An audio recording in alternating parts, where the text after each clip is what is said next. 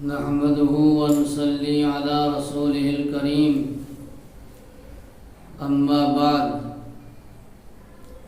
أعوذ بالله من الشيطان الرجيم بسم الله الرحمن الرحيم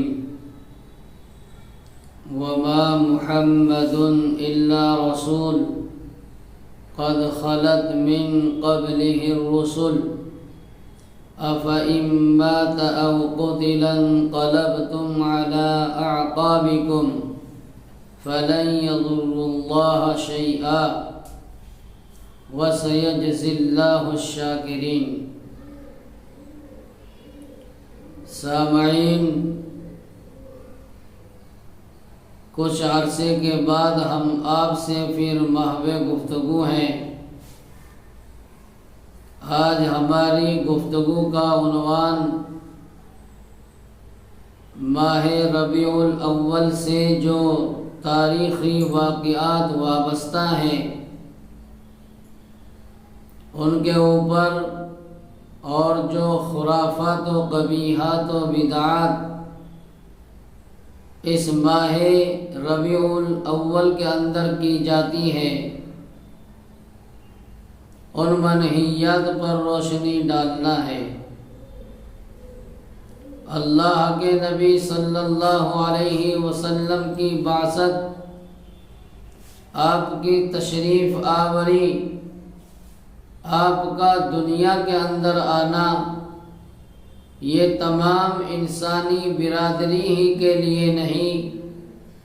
بلکہ پورے عالم کے لیے، تمام کائنات کے لیے اللہ کی جانب سے ایک بیش بہا تحفہ، ایک مزدۂ جافزہ،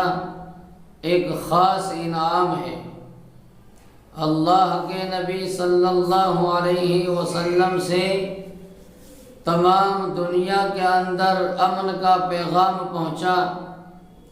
اور تمام انسانی برادری کو آپ کی تبلیغ نے، آپ کی تبلیغ کی اشاعت و ترویج نے ایسا جھنجھوڑ کر کے رکھا کہ انسان جو اپنے ہاتھ سے بنائے ہوئے معبودان باطلہ کے سامنے سر بسجود تھا، جس نے اللہ کے علاوہ اتنے مشکل کشا اور معبود تسلیم کر لیے تھے، اللہ کے نبی صلی اللہ علیہ وسلم کی تبلیغ، آپ کی تعلیم ان کے لیے باعث مسرت و شادمانی لے کر کے آئی، اور وہ تمام کے تمام اللہ کے فرما بردار، اللہ کے مطیع، اللہ کو ایک ماننے والے ہوئے۔ لہذا آپ کی بعثت اسی مہینے کے اندر ہوئی۔ اسی طرح آپ صلی اللہ علیہ وسلم نے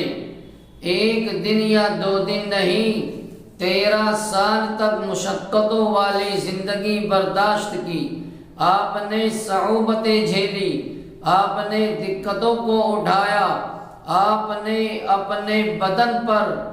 زخموں کو برداشت کیا۔ آپ صلی اللہ علیہ وسلم کا بدن کسی حصہ ایسا نہیں تھا کہ آپ کے جسم مبارک پر دشمن کا پتھر نہ لگا ہو۔ یہ 1 دن یا 2 دن نہیں، آپ نے تمام مکی زندگی کے اندر صبر سکون کے ساتھ میں زندگی گزاری۔ یہ 13 سالہ زندگی ہے، مگر آپ جب اپنے وطن مولد کو چھوڑ کر کے تشریف لے جا رہے ہیں اور آپ اپنے وطن مولد مکہ کو دیکھ کر کے ارشاد فرماتے ہیں حسرت بھری نگاہوں سے، آپ نے فرمایا مکہ تو مجھے بہت زیادہ پیارا ہے، اپنی جان سے زیادہ پیارا ہے، خدا کی قسم اگر تیرے رہنے والے مجھے مجبور نہ کرتے تو تجھے کبھی چھوڑ کر نہ جاتا، مگر یاد رکھ آپ نے ارشاد فرمایا ایک انسان کی بے عزتی ہو، آبرو ریزی ہو، اس کی عزت سے کھلواڑ کیا جائے، اس کی جان سے کھلواڑ کیا جائے، اس کی جان، اس کی آبرو، اس کی عزت، اس کا عزت نفس مجھ کو تجھ سے بھی پیارا ہے۔ آپ صلی اللہ علیہ وسلم جب مدینہ المنورہ کے اندر تشریف لا رہے ہیں تو یہ بھی ماہ ربیع الاول ہے، لہٰذا یہ تاریخی واقعات جو اس مہینے سے وابستہ ہیں، لیکن بقول اسرار عالم لکھتا ہے کہ دنیا کے اندر سب سے بڑا حادثہ، سب سے بڑا غم، سب سے بڑا غم جو آج تک تمام امت، تمام دنیا اور دنیا والے جس کی مکافات نہیں کر سکے، جس کی تلافی نہیں کر سکے، یعنی آپ صلی اللہ علیہ وسلم کا وصال، آپ کا دنیا سے تشریف لے جانا، آج تمام دنیا یتیم ہو رہی ہے، تمام دنیا بے سہارا ہے، تمام دنیا کے اندر آج کے بعد کوئی یتیموں کو سینے سے لگانے والا، غریبوں کا سہارا بننے والا، ماؤں کا دلارا اور ماں اور بہنوں کو عفت و پاک دامنی کا سبق دینے والا دنیا سے جا رہا ہے۔ اس دن بھی ماہ ربیع الاول ہی کا مہینہ ہے، گویا کہ آپ صلی اللہ علیہ وسلم تشریف لے گئے تب بھی ماہ محرم الحرام ہے، آپ دنیا میں تشریف لائے اس وقت بھی ماہ محرم الحرام ہے، آپ مکے سے مدینہ المنورہ ہجرت کر کے تشریف لا رہے ہیں، وہ بھی ماہ محرم الحرام ہے، لہذا محرم الحرام کی فضیلت، آپ کی خصوصیت یہ ہے۔ مگر یاد رکھیے، جلوس محمدی کا نکالنا، غم محمدی میں ماتم کنا ہونا، کسی دن کو یادگار کے طور پر منانا، کسی دن کو یوم وصال کے طور پر منانا، اللہ کے نبی صلی اللہ علیہ وسلم نے اس کی کبھی اجازت نہیں دی۔ آپ صلی اللہ علیہ وسلم حیات ہیں، مگر آپ کا کبھی بھی جنم دن نہیں منایا گیا۔ آپ صلی اللہ علیہ وسلم مدینہ المنورہ تشریف لا رہے ہیں، مگر کبھی بھی یوم مدینہ نہیں منایا گیا، یوم کعبہ نہیں منایا گیا۔ آپ صلی اللہ علیہ وسلم دنیا سے تشریف لے جا رہے ہیں، تمام صحابہ پریشان ہیں، عمر فاروق تو یہاں تک کہہ رہے ہیں اگر کسی نے یوں کہہ دیا کہ اللہ کے نبی دنیا سے تشریف لے گئے تو میں شمشیر زنی کر کے اس کی گردن کو الگ کر دوں گا، مگر قربان جائیے اللہ کے نبی صلی اللہ علیہ وسلم کے یارگار،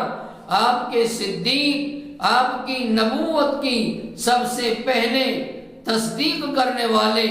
سیدنا ابو بکر صدیق رضی اللہ عنہ نے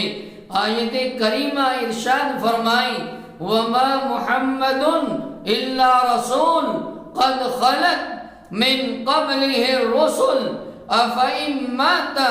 أَوْ قُتِلَ انقَلَبْتُمْ عَلَىٰ أَعْقَابِكُمْ فَلَن يَضُرُّوا اللَّهَ شَيْئًا۔ یاد رکھو، محمد ایک رسول ہے، آپ سے پہلے آدم علیہ السلام سے لے کر سیدنا عیسیٰ علیہ السلام تک رسول آئے، بہت آئے، دنیا سے چلے گئے، کیا اگر وہ مر جائے اپنی طبیعی موت یا نصیب عادا ان کو کوئی شہید کر ڈالے، ان کو کوئی قتل کر ڈالے، تو کیا تم اپنے آبائی دین پر پھر واپس آ جاؤ گے؟ نہیں، ہرگز نہیں۔ اور سنو، اگر تم نے ایسا کیا اللہ کا تم کچھ نہیں بگاڑو گے۔ اللہ فرماتے ہیں، یاد رکھو، واللہ الغنی وانتم الفقراء، اللہ بے نیاز ہے، تم محتاج ہو، اللہ عزت والے ہیں، تم محتاج ہو۔ اللہ نے فرمایا، وَإِن تَتَوَلَّوْا يَسْتَبْدِلْ قَوْمًا غَيْرَكُمْ ثم لا يكونوا امثالكم، اگر تم بھاگو گے، اگر تم اعراض کرو گے، اپنے آبائی دین کی جانب تم لوٹو گے، تو یاد رکھنا اللہ تم کو ایسے عذاب میں مبتلا کریں گے کہ تمہاری دنیا کے اندر کوئی مثال نہیں ہوگی۔ لہذا اصل جو تقاضا ہے، آپ نے جو اپنے آخری خطبے کے اندر جو انسانیت کا عظیم در منشور ہے، آپ نے فرمایا تھا الا فلیبلغ الشاہد الغائب، سنو، یاد رکھو، جو یہاں پر موجود ہیں ان کی یہ ذمہ داری بنتی ہے کہ وہ میرا لایا ہوا دین، میرا پیغام، میرا کلمہ ان تک پہنچا دے جو یہاں پر موجود نہیں۔ لہذا نوجوانوں، امت مسلمہ کے نونہالوں، آپ کی ضرورت جب قوم کو پڑے، آپ کی ضرورت جب اللہ کے نبی کے دین کو پڑے، جب آپ کی ضرورت اللہ کے نبی اکرم صلی اللہ علیہ وسلم کو ضرورت پڑے، جس طرح بھی پڑے، تعلیمی مشن لائیے، تبلیغی مشن لائیے، اور پھر اس کو آگے بڑھائیے، وہاں تک دین کا کلمہ لے کر کے جائیے جہاں تک نہیں پہنچا۔ اللہ کے نبی صلی اللہ علیہ وسلم کے دین کا یہ تقاضا ہے۔ اللہ ان باتوں پر ہم سب کو عمل کرنے کی توفیق عطا فرمائے۔ وآخر الدعوانا ان الحمد للہ رب العالمین۔